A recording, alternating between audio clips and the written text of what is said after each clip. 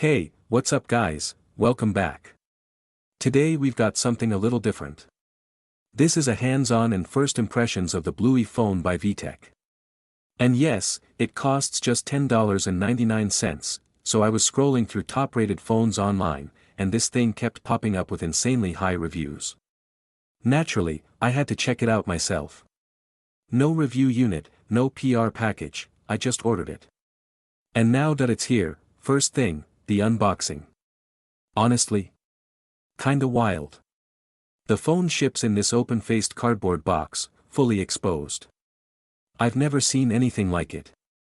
Getting into it wasn't exactly smooth either, I had to rip some cardboard and untwist these fasteners holding the phone in place.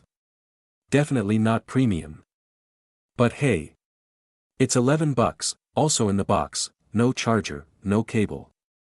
And even though it has removable batteries, which is rare these days, you actually need a tool to open the back. And that tool isn't included. Luckily, it comes with enough charge to power on right away, and when you boot it up. Yeah, this is where things get interesting. This is technically a phone, but it's unlike anything else. It has a 1.7-inch black and white display, physical buttons only, and, get this, no cellular connection, no Wi-Fi, no Bluetooth, no cameras. Nothing. When you dial numbers, it doesn't call anyone, it just reads them out loud, but here's the thing. It fully commits to being minimal. There are a couple of built-in games, like blowing bubbles into the microphone, and a simple chat feature where you can only talk to Bluey and Bingo. That's it.